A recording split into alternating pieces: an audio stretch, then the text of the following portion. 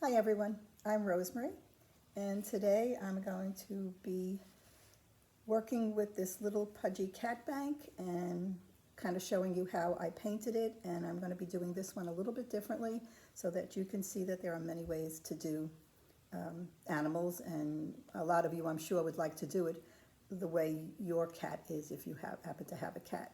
If not, you can go on the internet and you could just look up pictures of cats and you could decide how you want to paint it. Now, in your little strip of paints, I gave you the colors to do this one, which is the brown and the mustard color, and pink. Everyone's going to get pink. And then I also gave you gray, white, and black.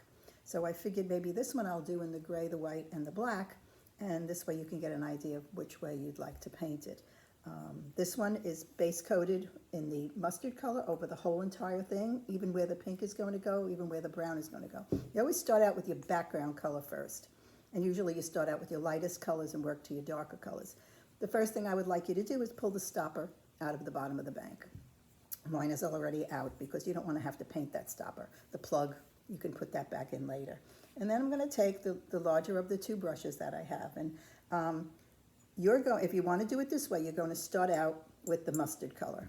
I'm going to start out with a little bit of white in certain areas, and then I'm going to put gray in certain areas, and then I'm going to put some black accents on it. And we'll see if this will look like a cat. So paint the color that you want to do. I'm going to start out with some white, and try not to have ridges in your paint. Smooth it out. Before you dip for more paint, make sure that that first brush load that you put on the piece is nice and smooth. Because when you first put it on, you get a lot of ridges in your paint. So I'm going to put the white on the belly. Now normally a lot of animals, if you look at any animal, they're always white, like from under the neck and then down to the belly. So that's where I'm going to do the white on this one. And then I'm going to put gray on the rest of it. And then I can put the black. Oh, black covers everything. If you're going to do any black on anything, that is the last color that you should use. You shouldn't use the black first because it's very hard to cover the black. Whereas if you put the black over the white, much easier to cover. So let's start with the lightest colors and work to the black last. So see, I put this on nice and smooth. I go back and forth. I wiggle it in the crevices. And I don't dip for more paint until my first brush load is nice and smooth. So I'm going to go just a little further than I wanted because I can overlap the other colors over the white. And you might say, okay, this piece is white, but it's not as white as it will be when you put the white acrylic paint on it. And also, it wouldn't be sealed. The area wouldn't be sealed, and it would yellow in time. So you're always better off painting the white. You should paint white. If you need white on something, don't just rely on the white bisque. You should paint the piece. Okay, so I have some white on there. And if you're doing the yellowish color, just keep doing the whole thing entirely. I even do the bottom. I always do the bottoms of pieces because to me it's not finished if the bottom is not done. Okay. I think I'll put some white on the feet or on his paws. I guess they are also, because then I could use the gray and the black over. I'm winging this because I have not done this in the gray, black, and white yet. So you'll be looking at it right along with me and painting it right along with me if you decide to do these colors that I'm doing. If not, you're going to be doing the whole thing in the mustard, and then you're going to be doing some lines in the brown. Okay, and then I put little black lines in between his toes. If you happen to have a marker works very well on top of the ceramic paints, but the paint has to be very, very dry, or the marker will just pick up the acrylic in the felt tip of the marker, and it won't work. So these little dots and everything, if you have any kind of a magic marker, a Sharpie, anything like that, you can do it with that. If not, you could do it with the back end of your brush. You do dots, but you do black last. Remember, black is last. So let's just finish up this white. And I'd like to thank all of you for getting these kits at the library and choosing to paint ceramics. It's been a passion of mine for my whole life, and I love it, and I hope that I can, instill some of that in you and that you'll enjoy it also. It's definitely been very good through these times when we've been home and we've been looking for things to do. Arts and crafts have been really, really big. So I'm winding up painting almost the whole front of the cat.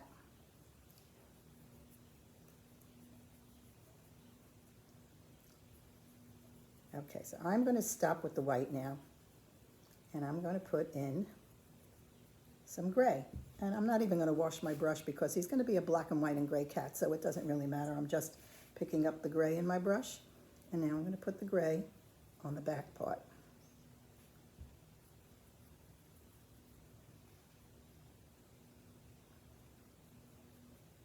And just overlapping the white somewhat. Now where you overlap, it doesn't cover as well, so I probably have to go back and do a second coat of that.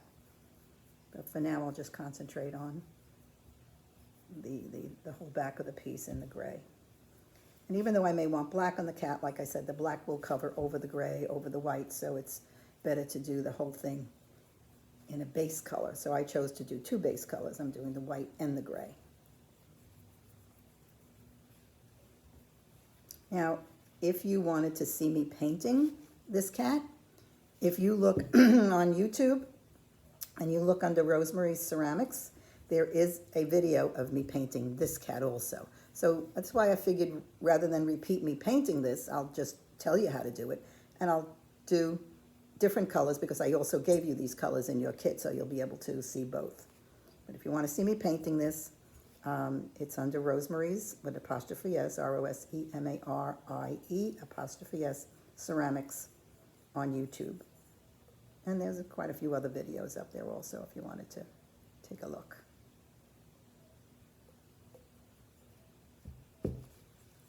Zoom classes, YouTube videos have been very, very big with the pandemic. A new way of teaching. I'm sure all you kids have been doing that at home, schoolwork, so you're all familiar with it, with the Zoom classes. I bet you can't wait till you go back to being in the school again. And whoever thought that anybody would say that, huh? You can't wait to go back to school.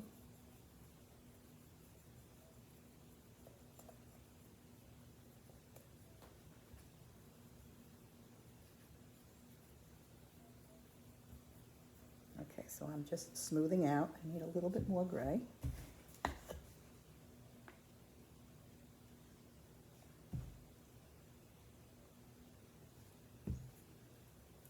Like I said, I'm not being 100% neat with it because it doesn't matter where the gray.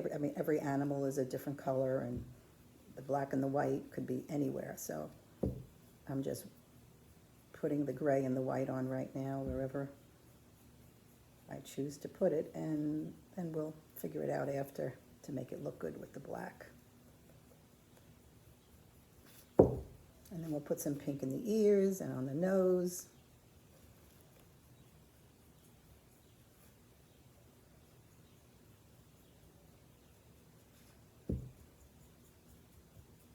Now I'm going to put the gray in the ears also, and even though I have pink in the ears on this cat, I have the mustard color on everything. It's also underneath that pink.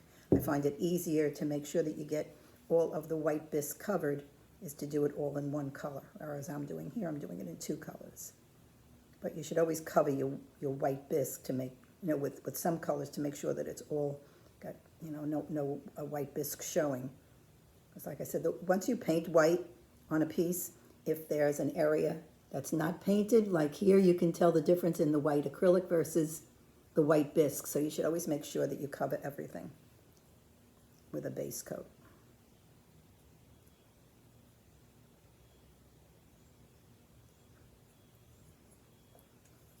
They're really looking cute.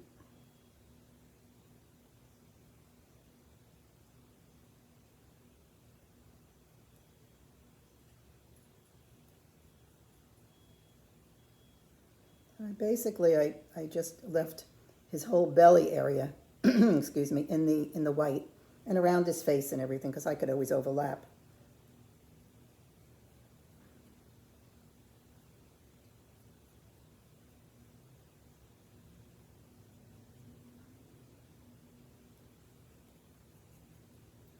Okay, now I'm going to go over here where I said I could use two coats.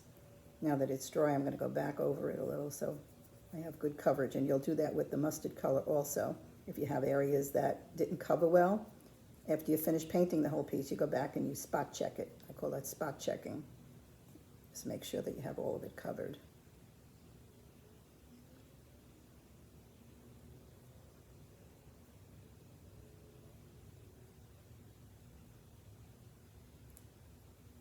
Okay, so now I have a gray and white cat. Okay, so now what I'm going to do is I'm going to always make sure you don't leave the paint laying in the brush for any length of time. Make sure that you swish it in the water, a nice little water bowl, whatever you have. You can see mine's well used, how dirty it is. And clean that out and then dry it on a paper towel before you go into another color. So now I'm going to pounce some black, almost like stripes. And I'm going to put a little paint in the brush and take it out of the brush. And I'm going to separate the black and the white.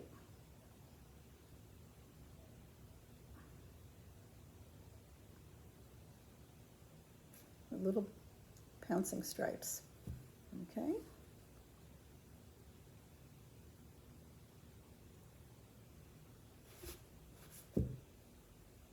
And you could do that with your brush. You just pounce it on, like up and down. Just like that. And then I'm going to go around the back and I'm going to do the same thing. And I'm going to do stripes. And it's very hard to paint stripes, so instead of painting them, I'm pouncing them on.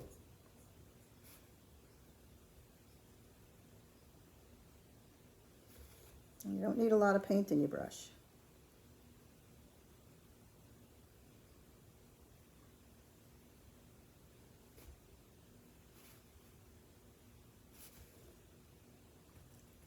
Every time I put a little paint in the brush, I take it out on the paper towel.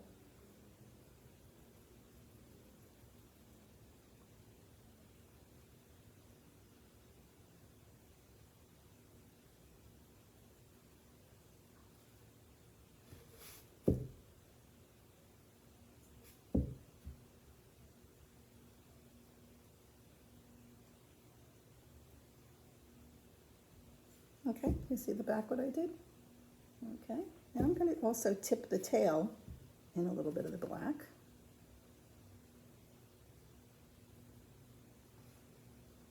And I'm going to go back in and I'm going to put a little bit of white in the tail.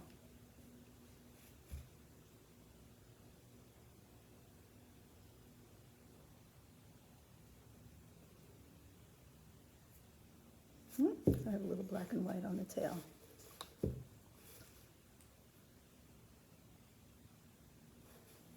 Okay. Now I can also put some stripes on his face also. I'm going to pick up the gray and the black together in the brush and just make a lighter black or a darker gray and bring some stripes across. Let me just take a look at the picture that I downloaded.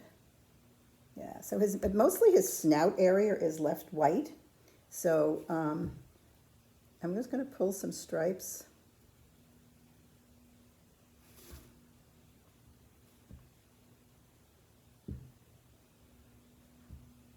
Now I mix the color. I mix the black and the white together. And I'm just pouncing some across.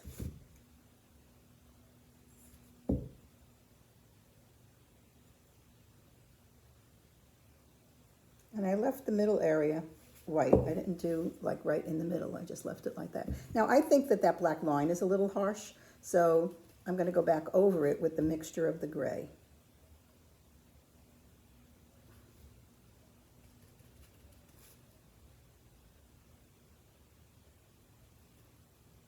Once your color is dry, you can change whatever you do.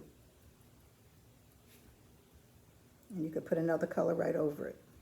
See, I think that looks a little better. It's not as harsh as it was before.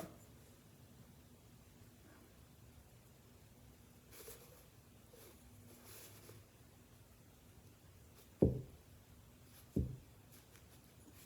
I'm going over all of my stripes, just a little, just to give it like 2 dimensions of paint. You could just keep painting this in any colors that you want. You can keep going over it and changing it. It's cute. Okay, so I did him a little bit lighter. Okay, so now let's see what we're going to do with his toes. I think I'm going to put the black on his toes. And I'm just going to put a little bit around the bottom edge. I'm just pouncing it on here.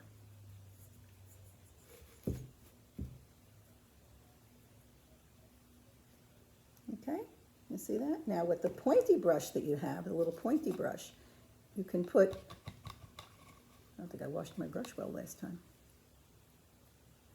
Okay, we can put some little lines in between his toes.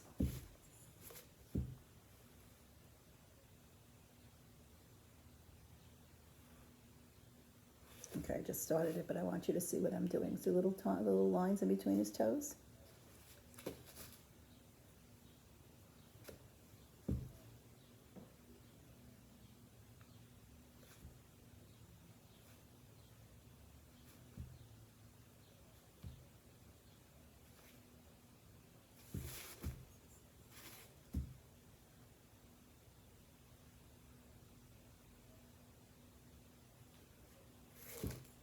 I think that looks cute with the little lines in between his toes. Okay. Okay, so now what we're going to do is we're going to put a little bit of pink in his ears and on his nose and on his tongue.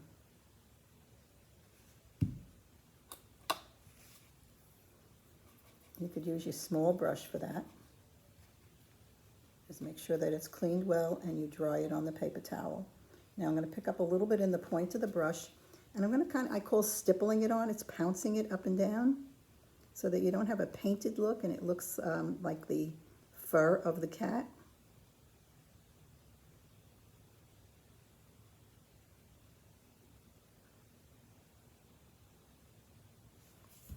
You see what I did there?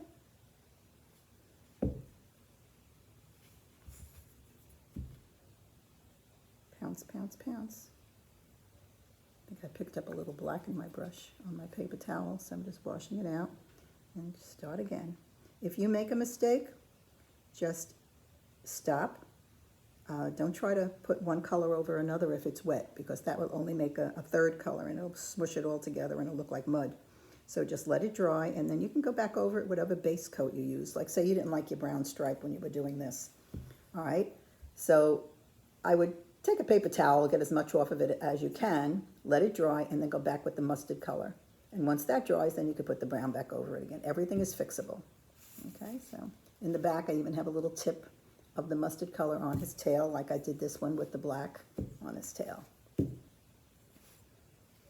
He's cute.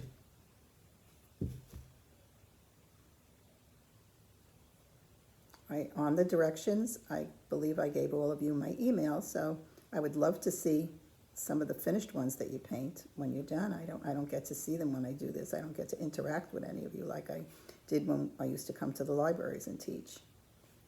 So if you want to send me a picture of your finished piece, I would love to see it. If you have any questions or you would like anything else in ceramics, you know, just drop me a little line. And look how cute he is. He's adorable. Now with the back end of the brush, I'm going to do the eyes. Like I said, if you had a marker, you could do it, but it's just as easy with the back end of the brush. Dip, dot, dip, dot. Okay, very easy. And then I want to make some smaller dots around his snout. So I make sure I do a couple of dots on my palette first, because when I first dip in, the dot's going to be too big like the eyes, and I want little ones around his snout. See little dots around his snout? How cute he is.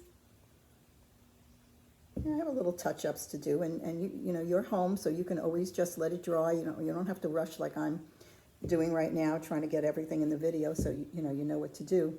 I would make sure that you let it dry and touch it up another time, a little bit later, tomorrow. You can always go back to it at any time. I think he's adorable. Look how cute he is. Now you can change him in whatever way you want. You wanted to put less black. I mean, I don't love this stripe that I did around this way. I think I like the sideways stripes better. Okay, so you can get rid of that. And I'm going to see if I can put a little white over it and change it, just so you could see how to correct things. Make sure that your brush is nice and dry. And I'm going to pick up some white and go over this, because like I said, I'm not happy with this stripe.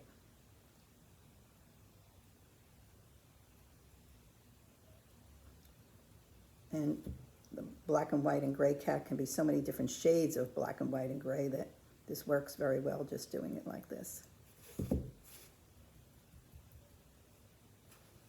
Right over the top, so it doesn't matter. I'm using white, but It's not even coming out white because there's the black underneath it.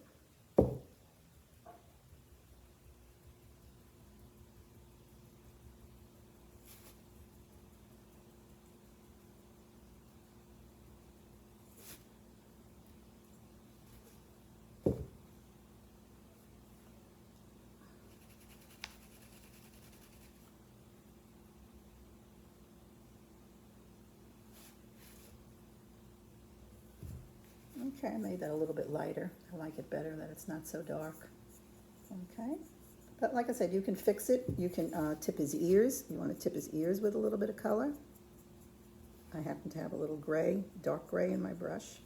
I just tip the edge of his ears.